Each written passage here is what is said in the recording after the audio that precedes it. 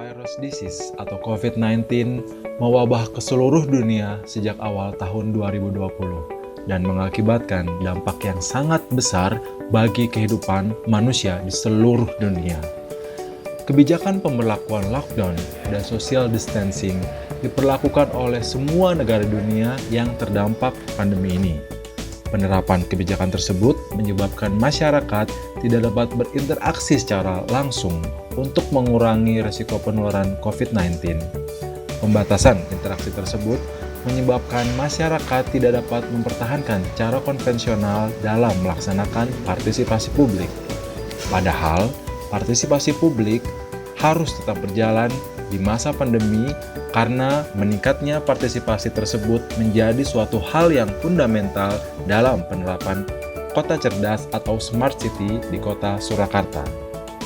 Partisipasi publik menjadi kunci transparansi yang dilaksanakan sehingga kemampuan bertahan masyarakat dalam tingkat lokal dari arus globalisasi tetap terjaga.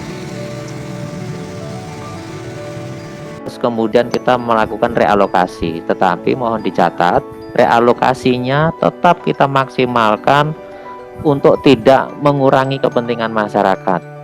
Yang direalokasi itu adalah tanda kutip apa yang menjadi kepentingan personil. Contohnya yang kita kurangi adalah makan minum rapat, ATK, biaya perjalanan dinas. Jadi kita sebisa mungkin pelayanan ke masyarakat, pembangunan ke masyarakat, anggarannya tidak kita kurangin. Partisipasi publik di Kota Surakarta diatur dalam Peraturan Wali Kota Surakarta Nomor 23 Tahun 2018 tentang perubahan atas Peraturan Wali Kota Surakarta Nomor 31 Tahun 2016 tentang pedoman penyelenggaraan dan petunjuk teknis pelaksanaan musyawarah perencanaan pembangunan Kota Surakarta serta mempertimbangkan situasi COVID-19 di Kota Surakarta. Langkah pertama adalah musyawarah lingkungan, yaitu partisipasi publik yang dilaksanakan di lingkungan rukun warga. Hasil pembahasan dari tahap musyawarah lingkungan juga ditambahkan dengan musyawarah lembaga kemasyarakatan untuk disampaikan dalam musyawarah perencanaan pengembangan di tingkat kelurahan atau yang disingkat Musrenbangkel yang dilaksanakan 2 kali dalam 1 periode. Dalam situasi COVID-19, maka terdapat Faskel atau fasilitator kelurahan yang mengajarkan masyarakat bagaimana menerapkan partisipasi publik secara daring maupun secara bauran karena Faskel ini telah dilatih oleh Bapeda Kota Surakarta. Jika terdapat hal-hal yang belum memenuhi lembaga-lembaga yang ada di wilayah Surakarta, akan dilaksanakan DKT atau diskusi kelompok terbatas, di mana DKT merupakan partisipasi dari perwakilan perempuan, tokoh agama, pemuda, dan juga masyarakat lainnya yang tidak terwakili oleh kelurahan maupun kecamatan.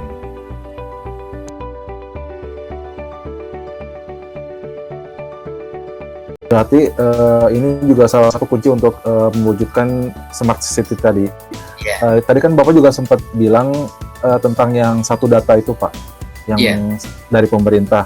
Nah itu kan berarti nantinya kemungkinan berarti Solo Data, kemudian mungkin Solo Destination dan sebagainya akan bergabung dalam suatu smart city yang sedang dikembangkan oleh pemerintah Surakarta itu sendiri. Nah menurut Bapak, apakah proses tersebut itu dapat dikembangkan dalam tahun ini Pak? Karena kan saya baca itu di tahun ini akan dikejar untuk masalah smart city tersebut. Iya, jadi sebenarnya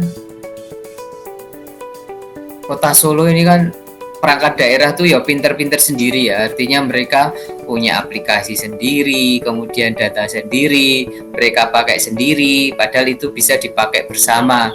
Makanya kemarin kami inisiasi adanya integrasi 8 perangkat daerah itu kan, biar semua bisa tahu loh, oh ini ada data ini bisa kita pakai.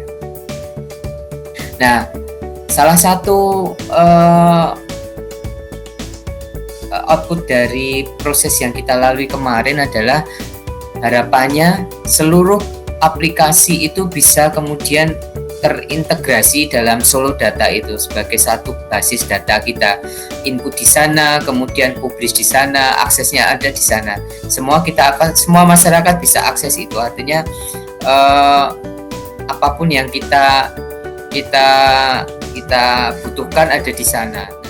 Partisipasi publik di Kota Surakarta berlanjut dari musyawarah lingkungan, musyawarah lembaga kemasyarakatan, 2 kali musrenbang tingkat kelurahan, dan 2 kali musrenbang di tingkat kecamatan, dan diperlukan juga mekanisme DKT atau diskusi kelompok terbatas.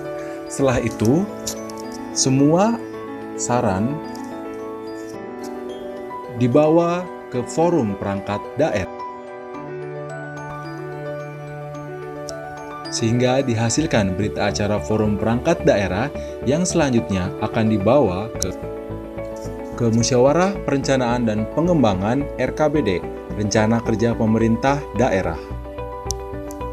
Untuk tahun 2021, musrenbang RKPD dilaksanakan secara bauran, yaitu melibatkan masyarakat baik secara daring maupun secara luring di Balai Kota Surakarta.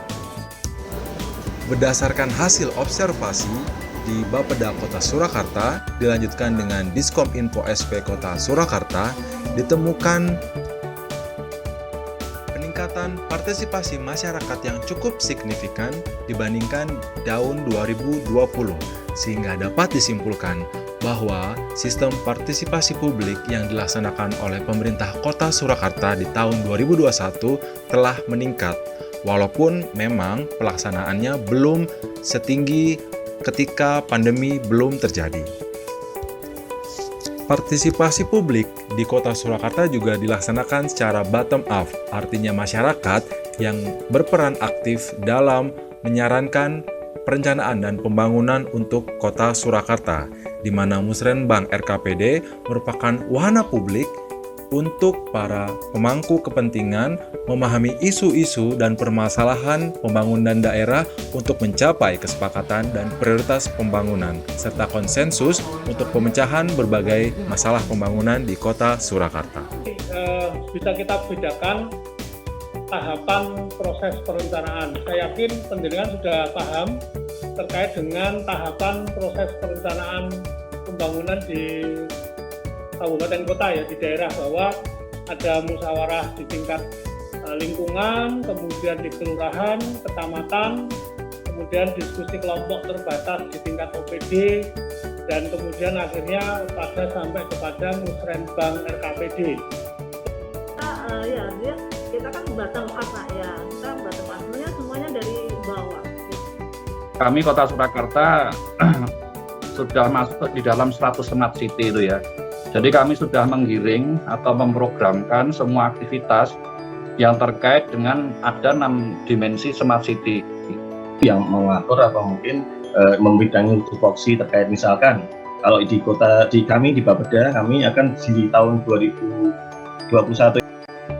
Keberhasilan penerapan konsep Smart Society di Kota Surakarta berasal dari kreativitas dan juga inovasi yang dilaksanakan oleh pemerintah Kota Surakarta. Bapak tahu musrenbang, musyawarah perencanaan dan pembangunan?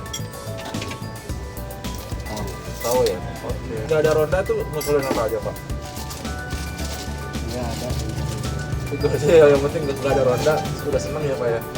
Kan dulu banyak. Oh, dulu banyak maling, kalau sekarang oh sekarang udah aman ya.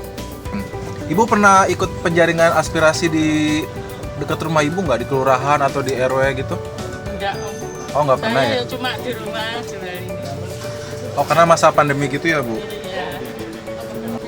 Berarti Ibu nggak tahu musyawarah lingkungan, nggak tahu musyawarah musrenbang itu belum tahu ya? KTP? Itu dibatasi. Satu hari harus cepet ganti. Bayarnya cuma 5.000. Oh, dipermudah gitu ya, Bu? Gitu. Partisipasi masyarakat memiliki posisi yang sangat penting dalam perencanaan pembangunan. Karena pada dasarnya, masyarakat adalah pihak yang paling mengetahui masalah dan kebutuhannya sendiri. Oleh karena itu, perencanaan pembangunan yang partisipasif menjadi amanat undang-undang yang harus dilaksanakan oleh pemerintah. Berdasarkan hasil penelitian yang dilakukan di Kota Surakarta, menerangkan bahwa perencanaan partisipasif dalam pembangunan daerah di Kota Surakarta telah dilaksanakan dengan baik, terbukti dengan meningkatnya partisipasi masyarakat dalam menyampaikan aspirasi melalui musrenbang dan juga sistem yang baik serta inovasi dan kreativitas yang dilaksanakan.